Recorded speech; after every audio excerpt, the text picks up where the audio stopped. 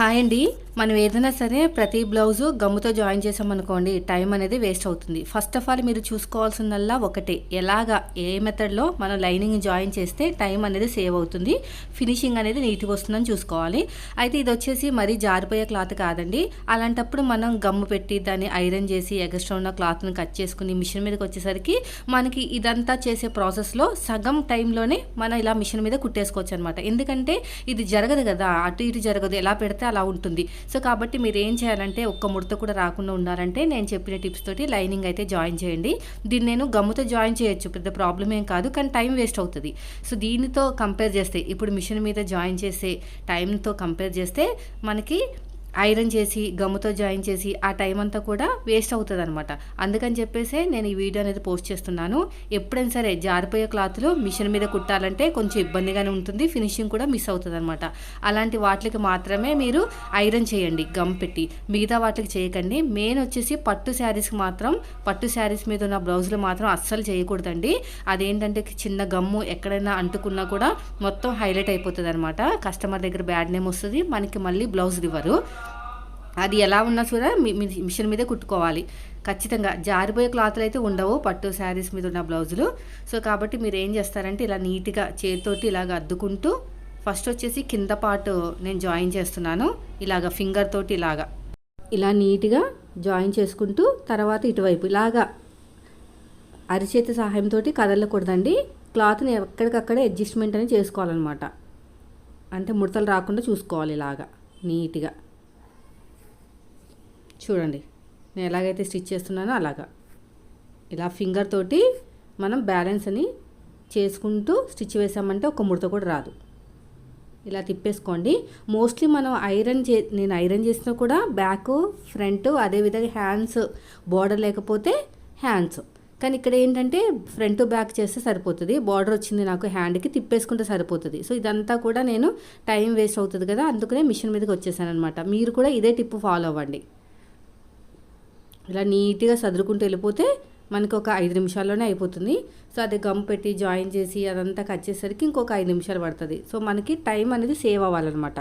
Finishing time save అయ్యే మెథడ్నే మనం follow అవ్వాలి. అది బ్లౌజ్ని బట్టే ఉంటుంది. కొన్ని బ్లౌజులు ఉంటాయి మరి పేపర్ స్టిఫ్గా ఉంటాయి, అవి కూడా గమ్కి పనికి రావండి. వాటిని కూడా మీరు చేతితోటి ఇలాగా మిషన్ మీద జాయిన్ చేసుకుంటేనే బెస్ట్. మొత్తం కూడా ఇలా నీట్గా కట్ చేసుకుంటూ వెళ్ళిపోండి. ఇక్కడ కూడా అంతే. ఇక్కడ ఎగస్ట్రా ఉన్న క్లాత్ని మొత్తం కూడా నీట్గా కట్ చేసేయండి.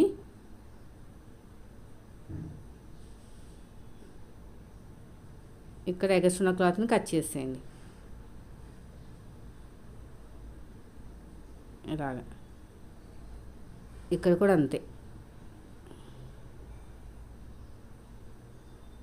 ఇలా మొత్తం కూడా నీట్గా కట్ చేసుకుంటూ వెళ్ళాలి. అయిపోయిందండి. ఇప్పుడు వచ్చేసి మనం ఫ్రంట్ పార్ట్, ఇంకా బ్యాక్ పార్ట్తో పని లేదు, ఇంకా పక్కన పెట్టేద్దాం.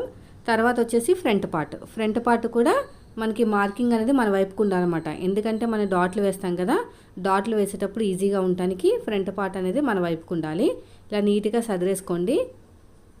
నీట్గా సదిరేసుకుని దీనిపైన మనకి నెక్కకి నెక్క వైపుకి వచ్చేటట్టు, చంకది చంక వైపుకి వచ్చేటట్టు చూసుకుని చేతితోటి ఎక్కడా కూడా సాగదీయకూడదు, జస్ట్ ఇలా అనాలి అంతే. నెక్ దగ్గర చాలా జాగ్రత్తగా ఉండాలండి. ఇలా చేతితోటి ఇలా పట్టుకుని సూదిని కిందకి దింపి పాదాన్ని పైకి లేపి ఇలా స్టిచ్ చేసుకుంటూ వెళ్ళాలి ఇలాగా. మళ్ళీ ఇక్కడ కూడా అంతే. ఇటు కూడా ఇలా తిప్పేసేయండి. ఇలా మన వైపు కూడా నీట్గా కుట్టుకుంటూ వెళ్ళిపోవాలి.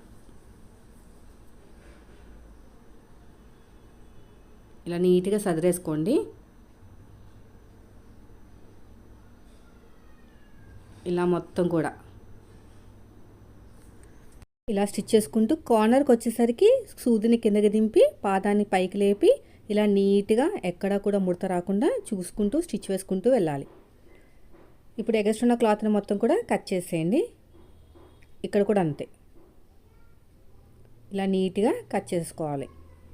కావాలనుకుంటే ఒక్క 2 గీతలంతా, మనకి టేప్లో 2 గీతలు ఉంటాయి కదా, అంతా ఎక్కువ పెట్టుకోండి ఒరిజినల్ క్లాత్. ఎందుకంటే మనకి పీలుకుపోకుండా ఉంటుంది అనమాట. క్లాత్ని బట్టి మనం ఖర్చులు అనేవి పెట్టుకోవాలి. ఇక్కడ టక్స్ పెట్టేసుకోండి. కుట్టేటప్పుడు డాట్స్ కుట్టేటప్పుడు ఈజీగా ఉంటుంది. సో అయిపోయిందండి. ఇక్కడ కూడా టక్స్ పెట్టేసుకుంటే మనకి డాట్లు ఈజీగా అర్థమైపోతాయి. ఇలా నీట్గా కట్ చేసుకోండి. సో ఇది కూడా అయిపోయింది. తర్వాత వచ్చేసి రెండో పార్ట్ కూడా ఇదే మెథడ్. దీని మీద కరెక్ట్గా పెట్టేసుకోండి. ఏదైతే మనకి ఉక్సు పట్టి కాజా పట్టి వస్తుందో దానికి అలా పెట్టేసుకుని మార్కింగ్ అనేది పైకి ఉండేటట్టు చూసుకోండి. పైకి లేకపోతే మనకి కుట్టేటప్పుడు ఇబ్బంది, డాట్స్ కుట్టేటప్పుడు సైడ్ జాయిన్ చేసేటప్పుడు ఇబ్బందిగా ఉంటుంది. నేను వీడియో తీస్తే మాత్రం కొంచెం డార్క్గా మార్కింగ్ వేస్తానండి, ఎందుకంటే మీకు కనిపించాలి కదా, అందుకని. లేదనుకుంటే లైట్గా మార్కింగ్ వేస్తాను. ఇలా మొత్తం కూడా అరచేతి సహాయంతో మొత్తం సపోర్ట్ తీసుకోవాలి. సూదిని కిందకి దింపి పాదాన్ని పైకి లేపి ఇలా నీట్గా కుట్టుకుంటూ వెళ్ళిపోవాలి. ఇక్కడ కూడా అంతే. ఇలా మొత్తం కూడా స్టిచ్ చేసుకుంటూ వెళ్ళిపోవాలి. ఇక్కడ కూడా సూదిని కిందకి దింపి పాదాన్ని పైకి లేపండి. ఇలా నీట్గా ఇలాగా. ఇక్కడ కూడా అంతే. ఎక్కడైతే కార్నర్స్ వస్తుందో అక్కడ సూదిని కిందకి దింపి పాదాన్ని పైకి లేపాలన్నమాట. ఇప్పుడు ఎగస్ట్రా ఉన్న క్లాత్ మొత్తం కూడా నీట్గా కట్ చేసేయండి. ఇక్కడ కూడా అంతే. ఇలాగా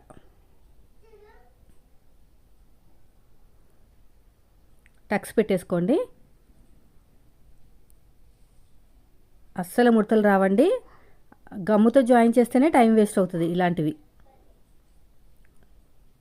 ఇలాంటి బ్లౌజులు గమ్తో జాయిన్ చేసి టైం వేస్ట్ చేసుకునే కన్నా ఇలా మిషన్ మీద డైరెక్ట్గా కుట్టేసుకుంటే 5 నిమిషాల్లో అయిపోతుంది.